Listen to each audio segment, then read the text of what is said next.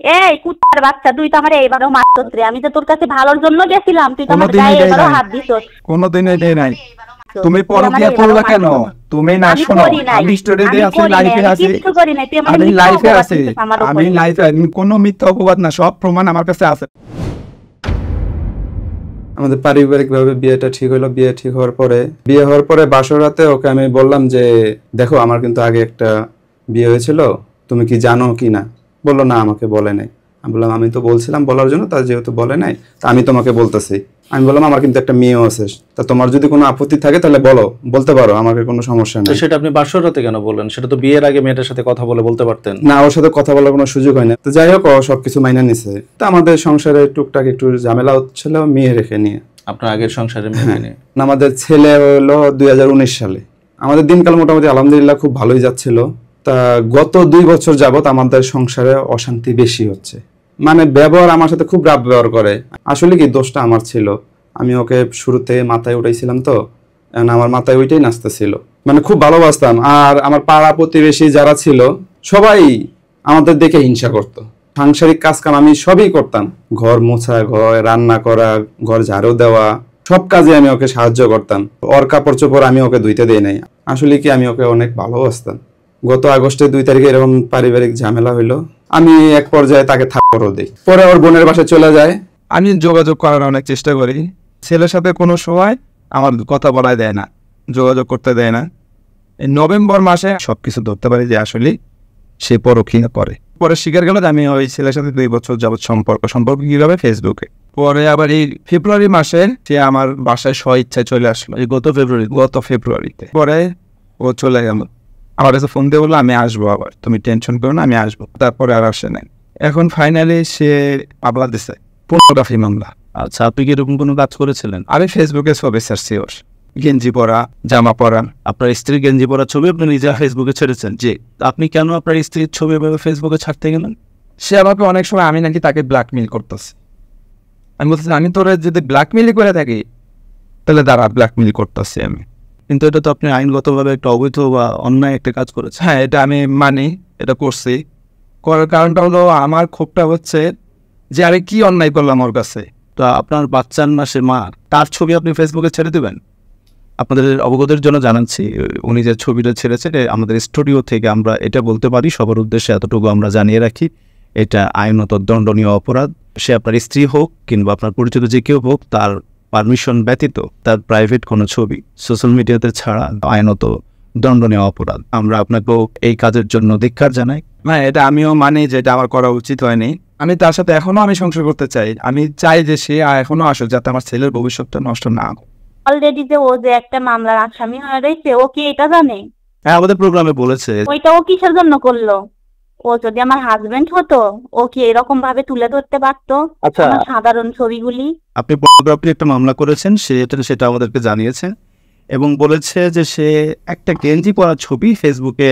সে একটা না ভাইয়া, আমার কাছে তো যথেষ্ট পরিমাণ প্রমাণ আছে। আমি তো থানায় দিছি, কোর্টে দিছি। ও কি এটা স্বীকার করছে যে ওর যে আগেও একটা বউ ছিল, সে বউটা গলায় দড়ি দিয়ে মারা গেছে?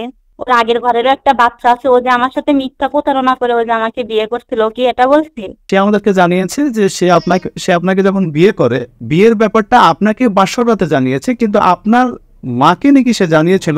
ঘটক জানতো, মা জানতো। হ্যাঁ, আমার মা জানতো, সেটাও আমি জানতাম না। আমার মা আমার কাছে কিছু বলেনি, জাস্ট অয়ও বলেনি, কিন্তু ও ঘটকের কাছে বলছিল, ঘটকও বলেনি। আপনি তো মেনে নিয়েছিলেন তার প্রথম স্ত্রীর কথা। মানছি অনেক কষ্ট করে। এখন যেহেতু আমার জীবনের সাথে একটা ঘটনা হয়েই গেছে, আর আমার জীবনের প্রথম পুরুষ ছিল সে, তার সাথেই আমার বিয়ে, তার সাথেই সবকিছু। এই কারণে যতটা ওর প্রতি আমি দুর্বল ছিলাম, ও আমার প্রতি মোটেও ছিল না। সংসার করতে করতে একাধিক বার ওর মা ওর সামনে আমাকে 3 বার ধইরা ধইরা মারছে।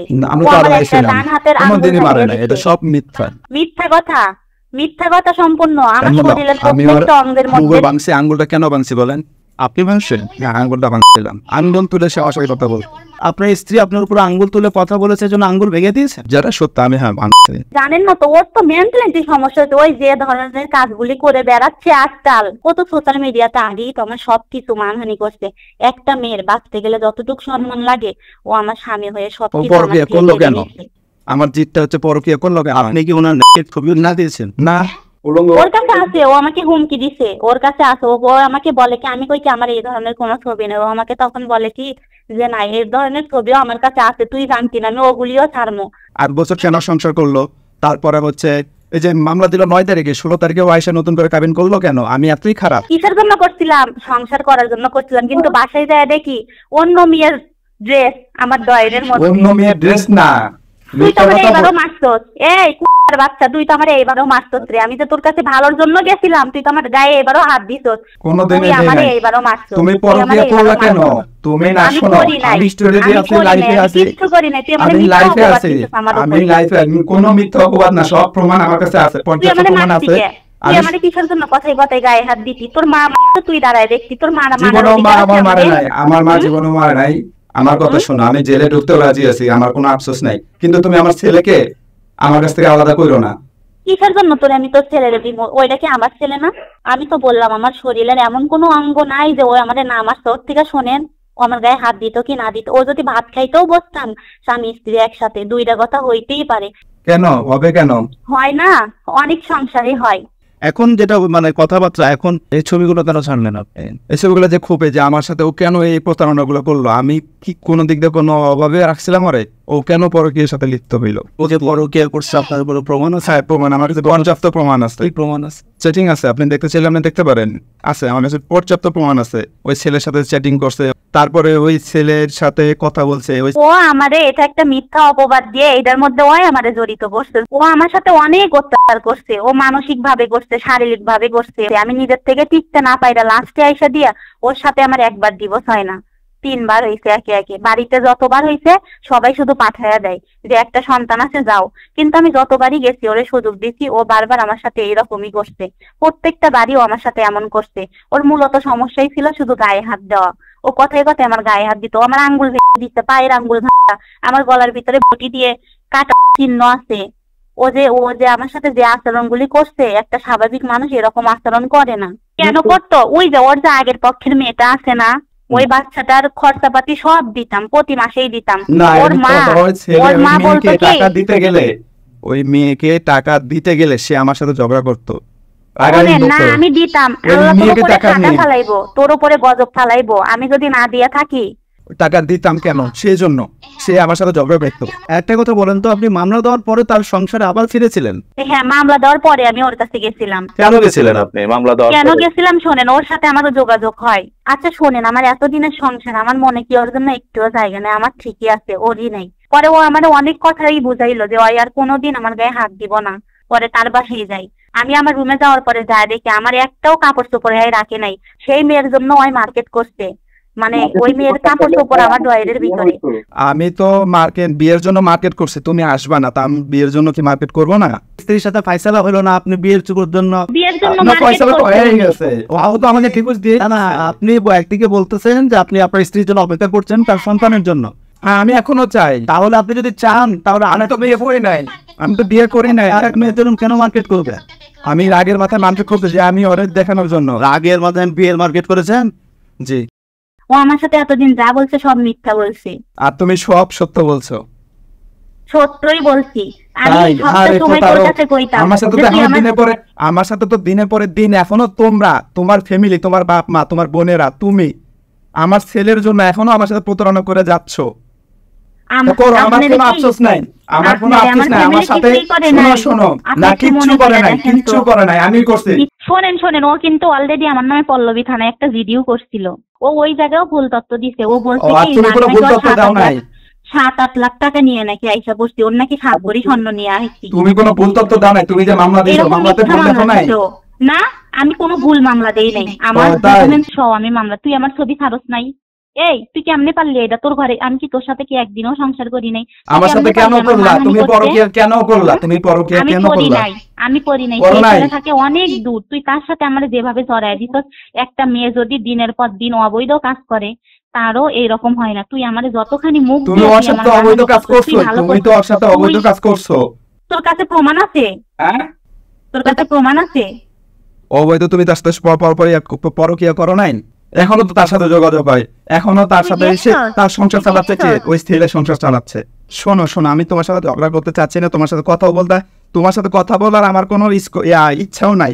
আমি তোমার সাথে কথা বলবো কোর্টে। তোমার ফ্যামিলি, তুমি আমার ছেলেকে জিম্মি করে কেন রাখছো? আমার ছেলেকে দিচ্ছ না কেন আমার কাছে? হ্যাঁ, কেন দিচ্ছ না?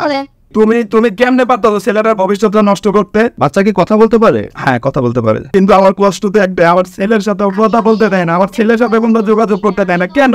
আমরা একটা ছোট্ট অনুরোধ করবো, বাচ্চাটাকে একটু দেন, একটু বাবার সাথে একটু কথা বলুক। অরিয়ান শোনো, এই যে দেখো কেরা, এদিকে আসো। আসসালামু আলাইকুম বাবা। ওই দেখেন ওর কণ্ঠ পাইছো, তাইলে আমি কি করবো? এই যে দৌড় দিল। আমি খারাপ, হ্যাঁ আমি মানলাম আমি অনেক খারাপ, কিন্তু ও যে জন্ম দিছিল এটা তো ওর সন্তান, ওর রক্ত না।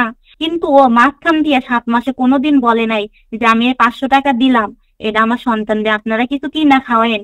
ও যদি সন্তানের খরচটাও দিত তাও তো সম্পর্কটা অটুট থাকতো। ও 7 মাসে আমার সন্তানদের 1 টাকা খরচ দেয় নাই। আপনি তো বলতেছিলেন যে সে আপনার স্ত্রী আপনার বাচ্চার সাথে কোনো রকম যোগাযোগ করতে দেয়। হ্যাঁ, দেয় না।